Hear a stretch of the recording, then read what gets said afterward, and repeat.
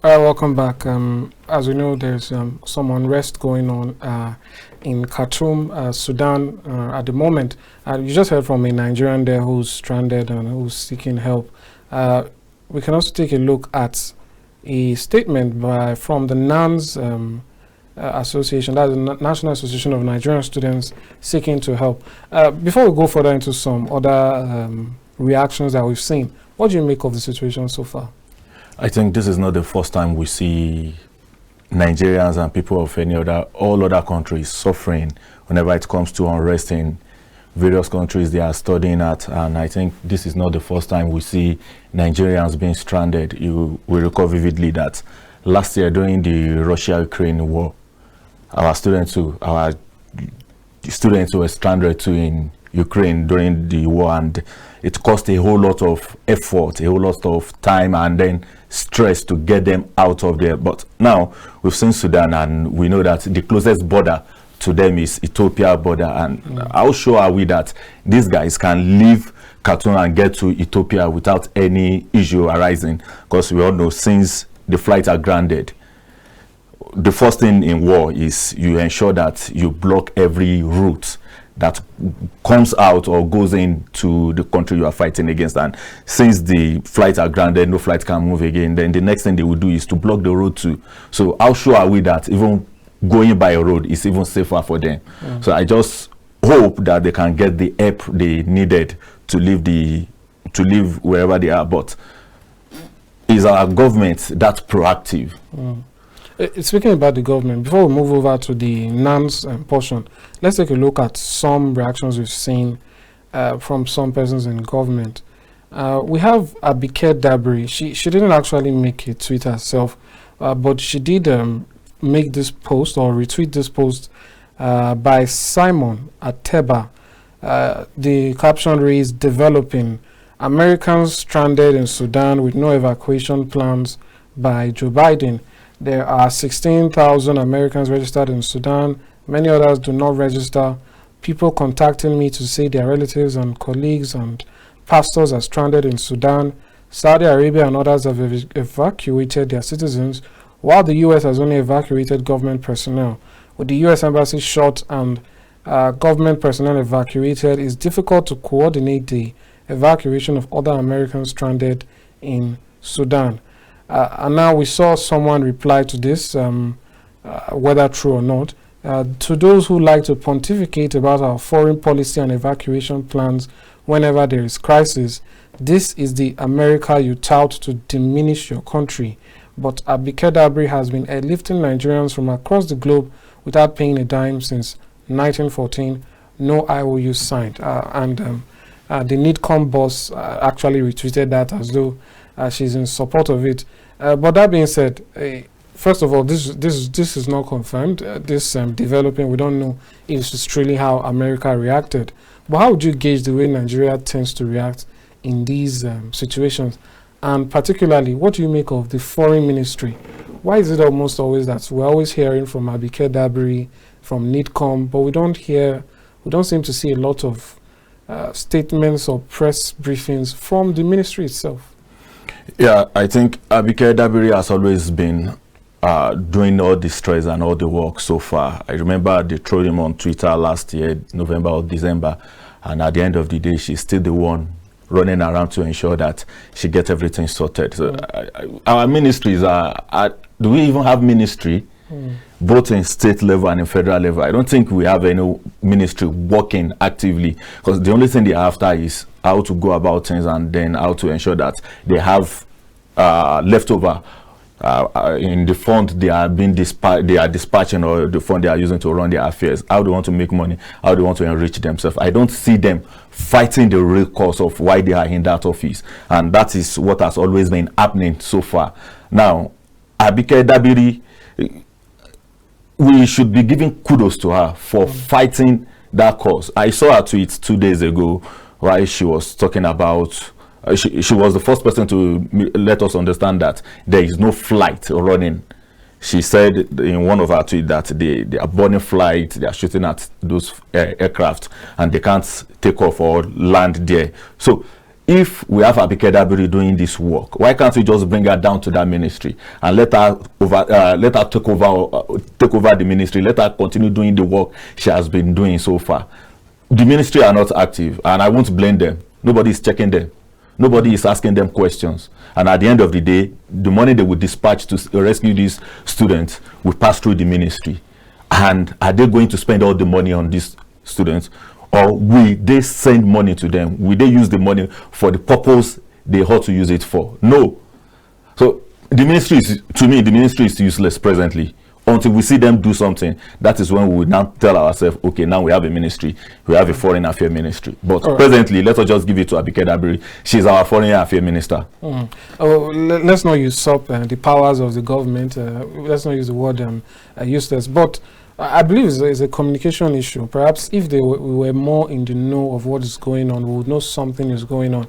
Abike Dabiri has a penchant for keeping people up to date as best as she can. But if it is communication issue, there's what we call briefing before we pass a message out. Yes. We all know that there is communication channel. Before she goes on Twitter, she must have informed them ahead. And when she sees they are not doing anything, that will be what will propel her to just tweet it out, and then you see them running around or doing something about it. But they are not active. No ministry is that active in Nigeria. Sometimes I ask myself, do we even have ministry? That is the $1 million question. We hope we'll be getting answers. Let's take some more reactions. We have from Woye One. This is a popular supporter of the government, and I believe an APC member. He says Nigerians should allow federal government, not Buhari, to do their work in bringing stranded Nigerians in Sudan back home. Nigerians are in different regions within the country, and the logistics of bringing them to a safe place no be joke, guys. Again, Nigerians abroad should join local town union. Let's take some more. Let's take from some presidential candidates from the recently concluded election. We have one from Adewale Adebayo, the SDP presidential candidate. He says 4 years is a long time in human growth. 8 years is almost a generation. Many who have engaged in meaningful discourse around development wasted 8 years hallucinating over Jibrin from Sudan and how Nigeria would end. History should not repeat in the next 4 years. This was, I guess this is more about Nigeria than it is about Sudan, but you get the sentiment. Now we have the Labour Party presidential candidate, Peter Obi. He says, I'll just take the first one there. I guess you can read the rest on your screen. He says, I'm sad and concerned by reports that Nigerians trapped in Sudan have not been evacuated. While we understand the extreme challenges in Sudan, we deeply implore the federal government of Nigeria to expedite all efforts to rescue about 4,000 Nigerians that are mostly students. It goes on to say, moreover, as the Sudanese crisis is not a natural disaster that happens suddenly, it will be sad to lose any Nigerian to the conflict, especially now that we need all hands to create and sustain a new Nigeria. Since it is the statutory responsibility of the federal government of Nigeria to protect Nigerians at home, in Nigeria and abroad, it is important that we attend to such issues with more deserving proactiveness and commitment, as the life of every Nigerian is sacred and important. Let's bring to fore something, a criticism we've been seeing online for some of them. Some people that I'd call the victims right now. People are saying, why did you leave your country to Sudan? Why are you, what are you looking for in Sudan that you could not get here? What do you make of this sort of statements? Is it really the thing to be said at this time? Anyway, that is Nigeria for you. We always blame ourselves, or we always blame people when issue arise. And when there is no issue, you see nobody to blame. Ukraine has the best medical school. That's why you've seen a whole lot of Nigerians going there to study medicine or any medical related courses. And Sudan, I think they have one of the best courses in, I think, business and one other course too. So that's why you see a whole lot of people going in there. The reason why many people want to leave Nigeria to go and study abroad or to study in a nearby country, even if it is any African country, is because they believe that spending 4 or 5 years there we give them an edge to either be a citizen or to have a better employment there. What is the federal government providing for youths? We have over 50,000 youths passing out every quarter in a year in the country. What is the provision made down for them? They will pass out, and at the end of the day, they will still go back to their father's house, sit in their house, and start roaming around the streets.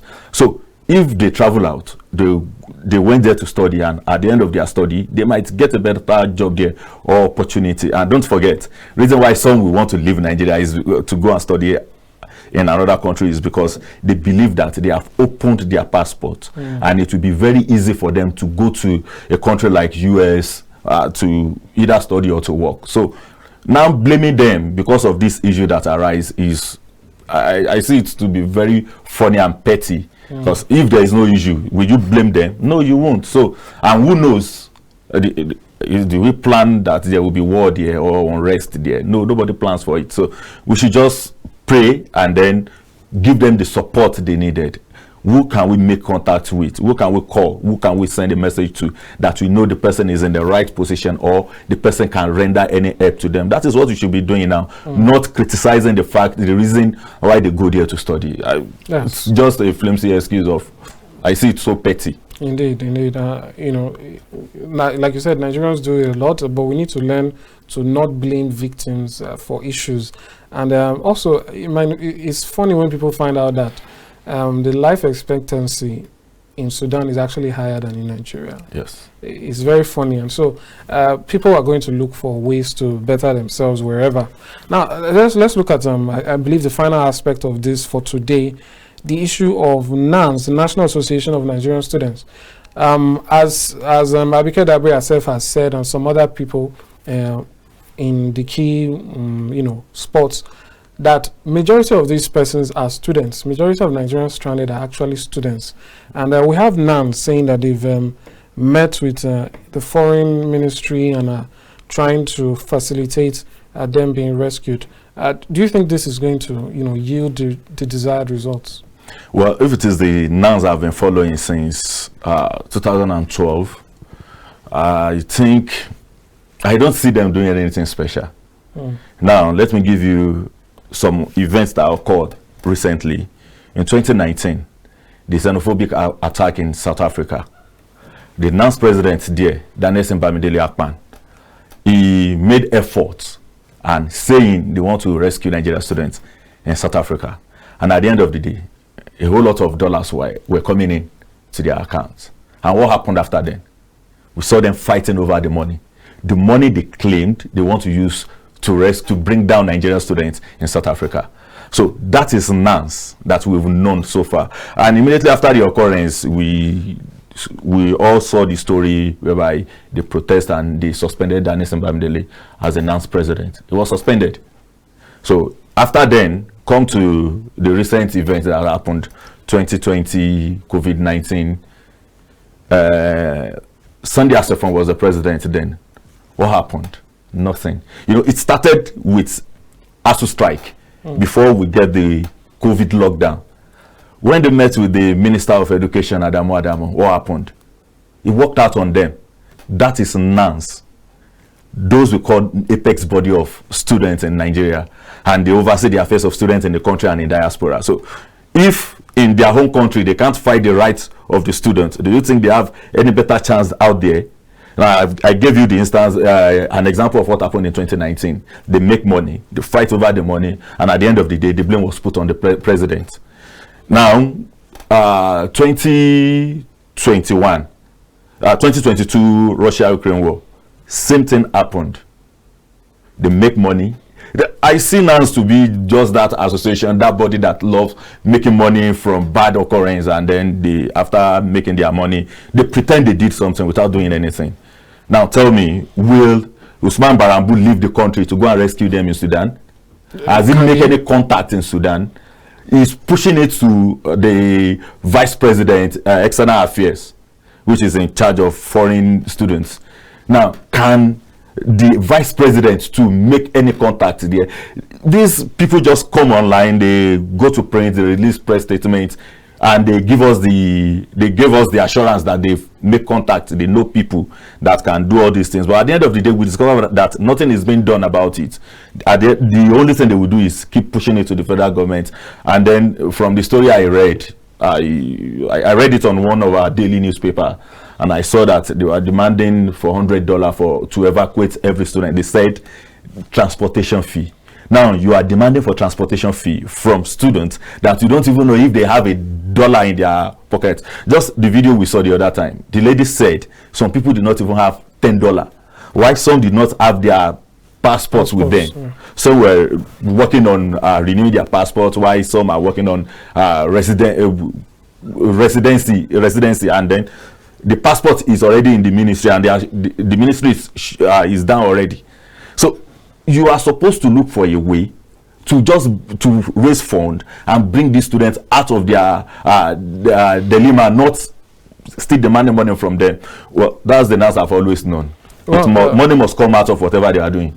Well, let's hope that that's not the case this time around. I've spoken with the publicity secretary, and tomorrow he will be joining the program to give us more updates on what's going on in that regard. But that aside, I believe some of the authorities have come out to say, I can't quote anyone particularly, but I know I did see a statement earlier telling those persons not to pay any amount to anybody. You know, if someone is stranded, that's not the time you're supposed to get money from them. You know, that's the whole point of the whole idea of being stranded. They need help and they should be rescued. So thank you very much, Moses Bidemi, for joining us and for, you know, bringing the light to the trending focus for today. Thank you. It's a pleasure being here. Thank you. All right, that's all we can take on the program today. Join us every weekday, 2 p.m. 3:30 p.m., where we discuss politics, governance, the state of the nation, and the intersection of all of these. Have a nice day. See you tomorrow. Bye for now. I am Amadine Obere.